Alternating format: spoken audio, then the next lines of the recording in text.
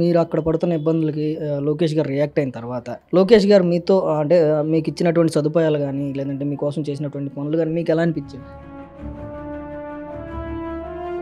లోకేష్ గారు ఫోన్ చేసి హోటల్లోంచి బయటికి రావద్దు, మీరు అక్కడే ఉండండి, మీకు అన్ని సకల సౌకర్యాలు అన్నీ మీకు వస్తాయి, మీకు ఏం ఇబ్బంది లేదు, మీకు సెక్యూరిటీ కూడా మేము పంపిస్తామండి. ఇక మళ్ళీ వస్తాము రాము అన్నట్టు పొజిషన్లో ఉంది. ముఖ్యమంత్రి గారి కొడుకు ఇంత కేరింగ్గా తీసుకొని ఒక మన వాళ్ళు ఎట్లా తీసుకురావాలి, వాళ్ళ ఇంట్లో ఫ్యామిలీని ఎట్లా తీసుకోవాలి, అంత కేరింగ్ నిజంగా వీళ్ళ దగ్గర తీసుకున్నారు. నేను చూశాను. లోకేష్ గారితో మాట్లాడిన తర్వాత మాకు ఒక నమ్మకం ఏర్పడింది. వారు మమ్మల్ని తీసుకొస్తారని ధైర్యంతో మేము ఉన్నాము. అట్లాగే లోకేష్ గారు మాట నిలబెట్టుకొని మమ్మల్ని సురక్షితంగా మంగళూరు తీసుకురావడానికి మాకు సహకరించారు. వారికి ఎంతో ధన్యవాదాలు. మేము ఆ సిచ్యువేషన్లో లోకేష్ గారు మమ్మల్ని ఏం చేయకపోతే మేము వచ్చేవాళ్ళం కాదు, ఇటు ఆంధ్ర వచ్చేవాళ్ళం కాదు. ఆయన మాకు భరోసా ఇచ్చారు, మీకు ఏం భయం లేదు, మేము ఉన్నాం కదా, మేము తీసుకొస్తాము, ఫ్లైట్ పెట్టి మిమ్మల్ని ఎంతమంది ఉన్నారు అంతమంది. వాళ్ళకి రాత్రికి కానీ రేపు పొద్దున కానీ ఫ్లైట్ అరేంజ్ చేసేస్తాను, మీరేం భయపడద్దు, అన్ని రకాలుగా మిమ్మల్ని మేము ఆదుకుంటామని తెలియదు. దాంతో ఇంట్లో సొంత సభ్యుడు హామీ ఇచ్చినట్టుగా మేము ఫీల్ అయిపోయి ఏ రకమైన ఇబ్బంది ఆందోళన గురి కాకుండా ప్రశాంతంగా లోపల కూర్చున్నాయి. లోకేష్ గారు మాట్లాడిన తర్వాతే మేము కాస్త ధైర్యంగా ఉన్నాము. ముందైతే అందరూ ఇక భయపడిపోయాము.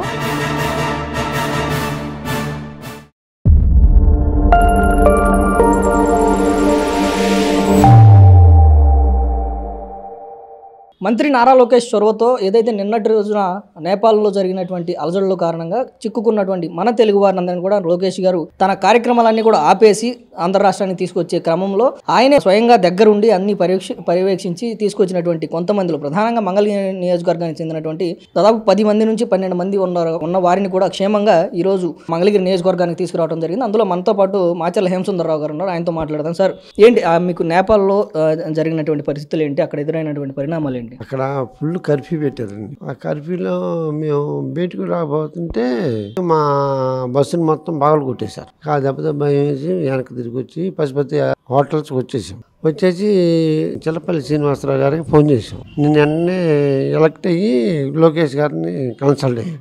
మాకు వెంటనే లోకేష్ గారు ఫోన్ చేశారు. లోకేష్ గారు ఫోన్ చేసి మీకు అంతా డ్యూరింగ్ జరిగింది, మీరు లోపలే ఉండండి, బయటికి రావద్దు లాడ్జీలో నుంచి అని చెప్పి అన్నారు. మేము అక్కడి నుంచి బయటికి రాలేదు. దేవుడి దేవుళ్ళ మాకు లోకేష్ గారు న్యాయం చేకూర్చాడు. మేము ఫ్లైట్ మీతో మాట్లాడారండి లోకేష్ గారు? లోకేష్ మాట్లాడారు మీతో. మీరందరూ హోటల్లోంచి బయటికి రావద్దు, మీరు అక్కడే ఉండండి, మీకు అన్ని సకల సౌకర్యాలు ఫుడ్, బెడ్, వాటర్ అన్నీ మీకు వస్తాయి, మీకు ఏం ఇబ్బంది లేదు, మీకు సెక్యూరిటీ కూడా మేము పంపిస్తామని చెప్పి వచ్చారా అక్కడికి? మరి అన్ని అందుబాటులో అంటే మొత్తం అంటే ఓవరాల్గా లోకేష్ గారు ఇచ్చినటువంటి సపోర్ట్ కానీ అంటే సాధారణంగా ఆయనకి ఒక పెద్ద మీటింగ్ ఉన్నటువంటి పరిస్థితి ఏదైతే ఇక్కడ వాళ్ళు సూపర్ 6 సూపర్ 8 అని పెట్టుకున్నారు, అది కూడా ఆపుకొని అంతా కూడా ఆయనే ఢిల్లీలో కూర్చొని పర్యవేక్షించుకొని అంతా కూడా చేశారు కదా, ఎలా అనిపించింది లోకేష్ గారి పనితీరు? లోకేష్ గారి పనితీరే కరెక్ట్గా ఉంది, బాగుంది, మాకు నచ్చింది, మాకు మేలు చేశారు. అంటే మీరు అక్కడ నుంచి ఇక్కడ వరకు వచ్చే క్రమంలో ఎలా అనిపించింది? అంటే మీకు ఫ్లైట్స్ టికెట్స్ కానీ లేదంటే బస్సులు కానీ ట్రావెలింగ్ వాళ్ళే సొంతంగా బుక్ చేశారండి. మళ్ళీ అక్కడి నుంచి వైజాగ్లో దిగిన తర్వాత భరత్ మాకు వెహికల్స్ ఇచ్చి మంగళగిరి దాకా పంపించారు. ఎంపీ భరత్. మీకు ఎక్కడైనా అసౌకర్యంగా కనిపించిందా అంటే? ఎక్కడైనా అసలు ఎక్కడా లేదు. సో మొత్తంగా లోకేష్ గారు మిమ్మల్ని అందరం కూడా ఎలాంటి అసౌకర్యాలు చూశాడు, ఏ గవర్నమెంట్ కూడా ఇంత పని చేయలేదు. సో నరేష్ రెడ్డి గారు, ఏదైతే ప్రస్తుతం గత 3 రోజులుగా నేపాల్లో జరుగుతున్నటువంటి అంశం కానీ లేదంటే అక్కడ ఉన్నటువంటి మన తెలుగు వారికి ఇక్కడ ఉన్నటువంటి మంత్రి నారా లోకేష్ ఇచ్చినటువంటి సపోర్ట్ కానీ లేదంటే ఆయన ఇచ్చినటువంటి ధైర్యం కానీ ఇదంతా కూడా ప్రస్తుతం చర్చాంశనీయంగా మారింది. అసలు మీకు నేపాల్లో ఎదుర్కొన్నటువంటి పరిస్థితులు ఏంటి, ప్రభుత్వం సాయం చేసిన విధానం ఏంటి, ఎలా అనిపించింది? ముందుగా చెప్పాలంటే ప్రభుత్వం మంచి సహాయం చేసిందండి. మంచి సహాయం చేయటమే కాక మేము ఇక్కడ ఇరుక్కున్నామని చెప్పిన 10 నిమిషాల్లో లోకేష్ గారు వీడియో కాల్ చేస్తారు. మాకు ఇన్ఫర్మేషన్ ఇచ్చిన 10 నిమిషాల్లోనే. తర్వాత ఆయనతో నేను ఒక 10 నిమిషాలు మాట్లాడాను. రోడ్లు ఎట్లా డ్యామేజ్ చేశారో, ఇట్లా ఏమేమి జరిగినాయి అన్ని వివరంగా బయటికి తీసుకెళ్ళి కూడా నేను చూపించాను. గవర్నమెంట్ స్పందన మాత్రం అద్భుతంగా ఉందండి. మీతోనైనా లోకేష్ గారు కాల్ వీడియో కాల్ ఒక లేడీతోనో సమ్వన్ మాట్లాడారు, దాంట్లో మీరున్నారు లోకేష్ గారు. మేము ఒక ముగ్గురు టీం అండి. పెనుమాక నుంచి మేము జ్యోతిర్లింగాలన్నీ తిరుగుతాం, అన్నీ అయిపోయి లాస్ట్ పశుపతినాథ్ పెట్టుకున్నాం. అక్కడికి వెళ్ళిన తర్వాత ఫస్ట్ 3 రోజులు బాగానే ఉంది. లాస్ట్ అమ్మవారి టెంపుల్ నుంచి వస్తుంటే నైట్ 12 గంటలు మొత్తం కూడా మేము ఏదైతే యుద్ధం వాతావరణం జరిగిందో అన్నీ కూడా మేము స్పష్టంగా చూడటం జరిగింది. 12 గంటలు మేము మొత్తం బయటే ఉన్నాం. బస్ స్టాండ్లు తగలబెట్టారు, కారులు తగలబెట్టారు, బస్సులు తగలబెట్టారు. అసలుకి భయంకరమైన మేము బస్సు కాదండి, మాది కారు. మొత్తం 80 మంది ఒక టీం అండి, వైజాగ్ సైడ్ వాళ్ళు, 50 మంది తిరుపతి సైడ్ వాళ్ళు అండి, ఒక 12 మంది మనకి మంగళగిరి నియోజకవర్గంలో, మేము ఒక ముగ్గురు అండి, 8 మంది మంగళగిరి టౌన్ లో వాళ్ళు, మీద పెనుమాక సత్యనపల్లి అతను ఒక అతను. ఈ 12-13 గంటలు మేము బయటే ఉన్నామండి. అంటే బతికుంటామా ఇక మళ్ళీ వస్తామో రామో అన్నట్టు పొజిషన్ లో ఉంది. నిజంగా ఏంటంటే భయంకరమైన వాతావరణం. ప్రతి సెంటర్లో 10 కార్లు తగలబెట్టేస్తారు, బస్సులు తగలబెడతారు. నేను చూసిన దగ్గర మాత్రం మనుషుల్ని ఏమంటలేదు కానీ మనుషుల్ని బెదిరిస్తున్నారు. వాళ్ళ దగ్గర పలుగులు గొడ్డల్లో ఇవన్నీ ఉన్నాయి. ఒక్కసారి ఒక 50 మంది పరిగెత్తుకు వస్తారు, ఆ వెహికల్ దించేసి వెహికల్లో మనుషులు దించేస్తారు. మనుషుల్ని ఏమంటలేదు, అది తగలబెట్టేస్తారు. Shopping complex తగలబెడతారు. అట్లా రకరకాలుగా చేశారు. ఇక తెల్లారి ఆర్మీ టేక్ ఓవర్ చేసిన తర్వాత ఇక ఏ గొడవలు లేవు. విమానం, బస్సులు, ట్రైన్స్ ఇవన్నీ ఆపేశారు కదా.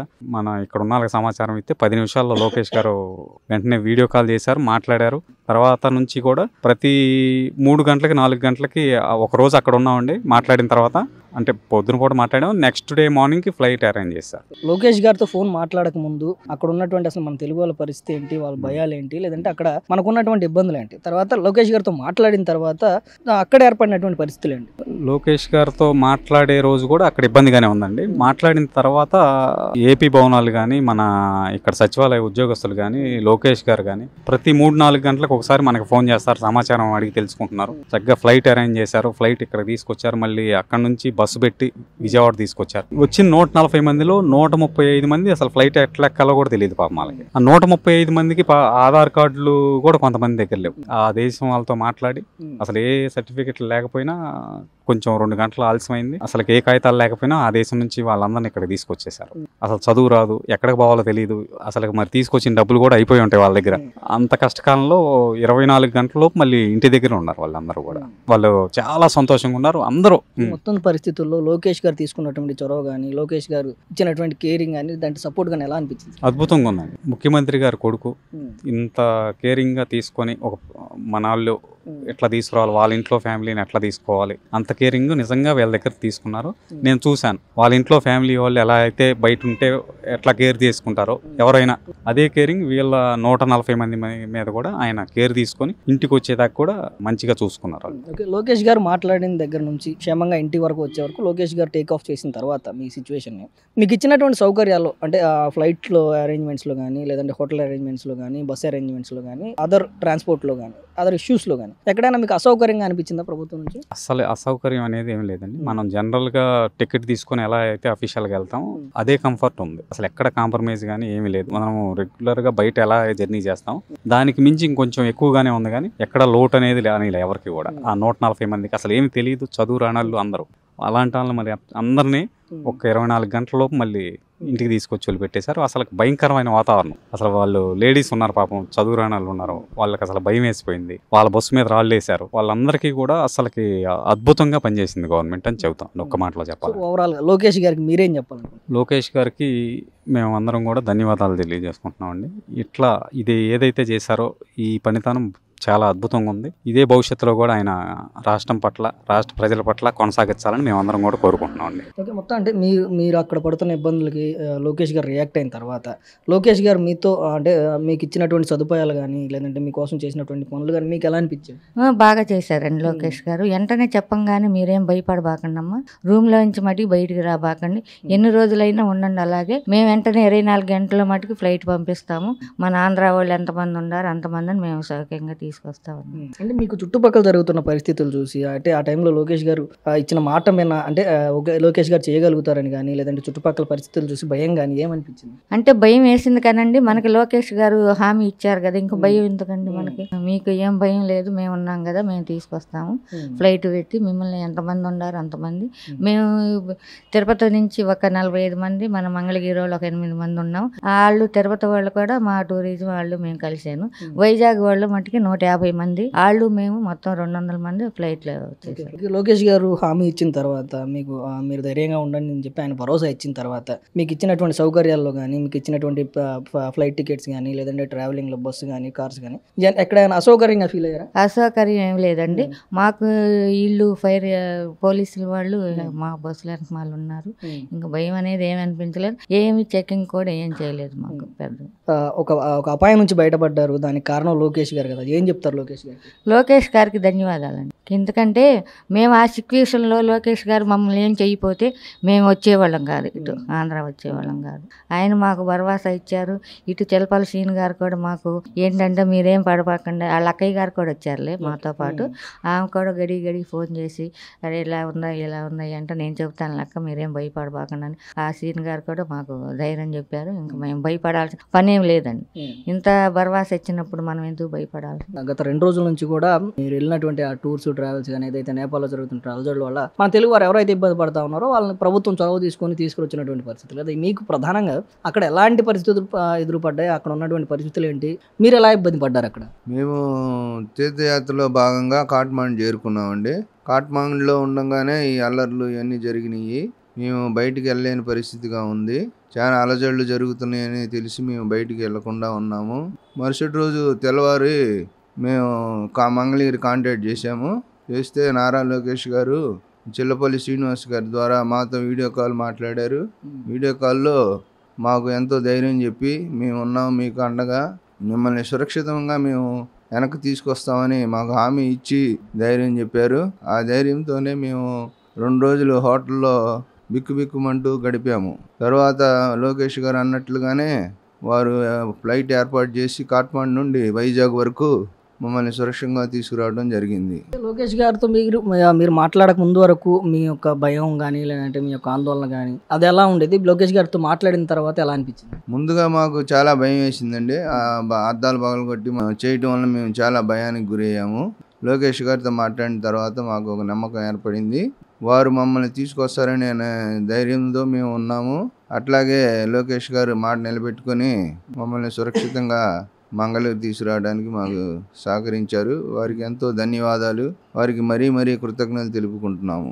అంటే మీకు ఎక్కడైనా అసంతృప్తి కానీ లేదంటే అసౌకర్యాలు ఏర్పడ్డాయండి లోకేష్ గారు మాట్లాడిన తర్వాత? మీరు అక్కడ ఆ హోటల్లో స్టే చేసేటప్పుడు కానీ అక్కడ ఫుడ్ సంబంధించి కానీ వాటర్కి సంబంధించి కానీ లేదంటే మీరు వచ్చే ఆ ఫ్లైట్కి సంబంధించి కానీ ఇక్కడికి వచ్చిన తర్వాత ట్రావెలింగ్ కానీ ఎక్కడైనా అసౌకర్యంగా అనిపించింది? మేము అసౌకర్యం ఏం లేదండి, మాకు హోటల్లో ఉన్నాము, మాకు ఫుడ్ ఏర్పాటు అన్నీ బాగానే ఉన్నాయి. అది అందుబాటులో ఉన్నందువల్ల మేము ఫుడ్ విషయంలో ఎటువంటి ఇబ్బందులు కలగలేదు మాకు. నారా లోకేష్ గారు ఏర్పాటు చేసిన ఫ్లైట్ ప్రయాణం మాత్రం చాలా సుఖవంతంగా విజయవంతంగా జరిగింది. మేము ఎటువంటి నష్ట కష్టాలకు అక్కడ ఎదురు చేయలేదు. మాకు అన్ని సక్రమంగా జరిగినాయి. రాజమర్యాదలతో మమ్మల్ని వైజాగ్ తీసుకురావడం జరిగింది. ఆ తర్వాత నుంచి ఇంటికి ఇక్కడ మంగళగిరి వచ్చేవరకు ఎలా ఉంది? తర్వాత కూడా మమ్మల్ని చాలా సెక్యూరిటీగా పోలీసులు మమ్మల్ని రిసీవ్ చేసుకొని, గౌరవ ఎంపీ గారు భరత్ గారు కూడా ఎయిర్పోర్ట్లో రిసీవ్ చేసుకొని మాకు ధైర్యాన్ని చెప్పి అక్కడ ఏర్పాటు చేసినటువంటి వెహికల్స్లో మమ్మల్ని స్వస్థలానికి పంపించడం జరిగింది. మేము అర్ధరాత్రి అయినా కూడా చాలా సురక్షితంగా ఇంటికి రావడం జరిగింది. వారికి మళ్ళీ మేము కృతజ్ఞత తెలియజేసుకుంటున్నాను.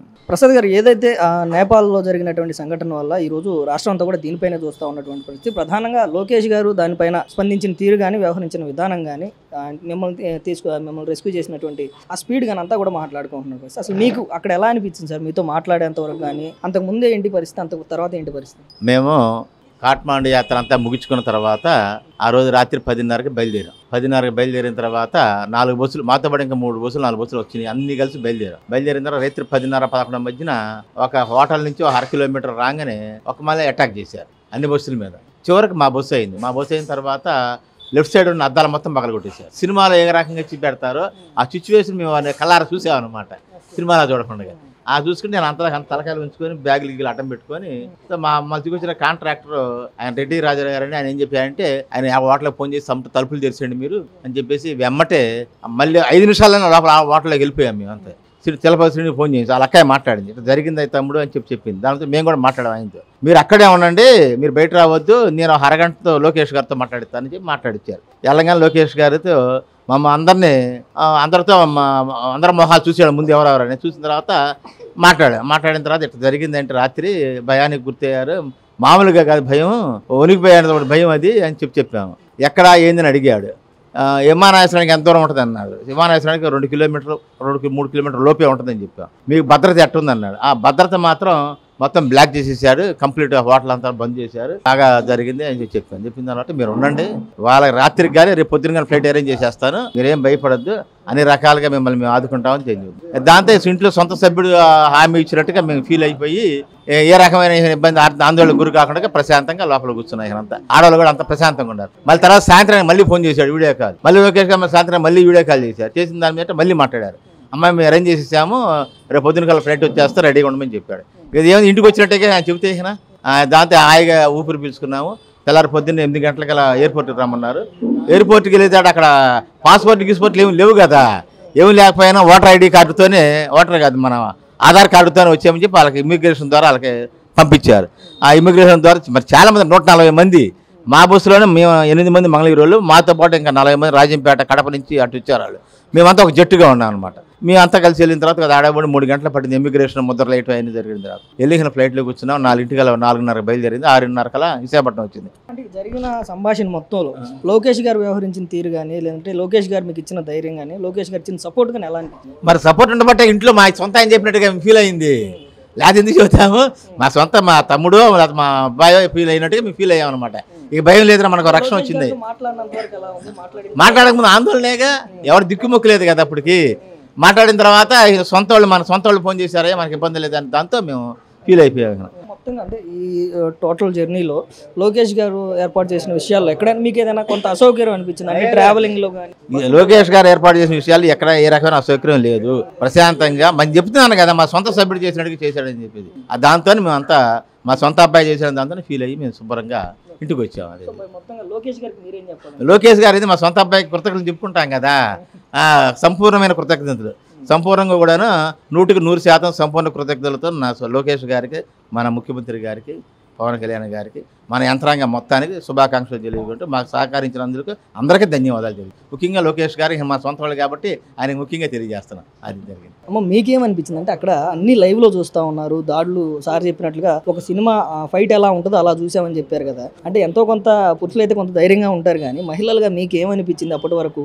మీరు ఎలా ఫీల్ అయ్యారు దాన్ని? మేము ఫీల్ అయ్యేది ఏంటంటే ఆ మగవాళ్ళు కంగారు పడ్డారు, ఆడవాళ్ళు అయితే ఇంకా చాలా భయపడిపోయారు. ఇక లేదు, ఇళ్ళకి వెళ్ళేది లేదని కూడా బస్సులో అందరూ ఏడ్చారు, బాధపడ్డారు.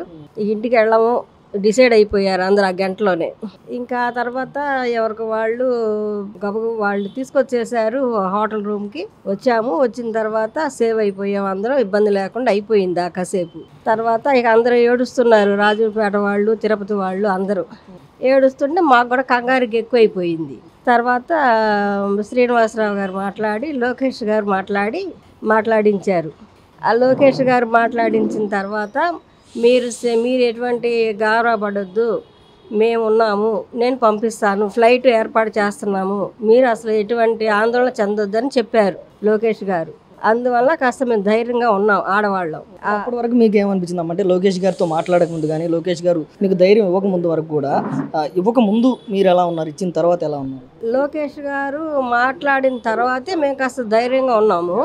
ముందైతే అందరూ ఇక భయపడిపోయాము. ఆ హోటల్ పైన కూడా దాడి చేస్తున్నారు అన్నది కూడా వచ్చింది. వచ్చేసరికి మనం ఎటు వెళ్ళలేము, ఈ పరిస్థితి ఏంటి అని భయపడుతున్నాము. అంతలో లోకేష్ గారు నేను అన్ని ఏర్పాట్లు చేస్తున్నాను అన్న తర్వాత మాకు హ్యాపీ అనిపించింది.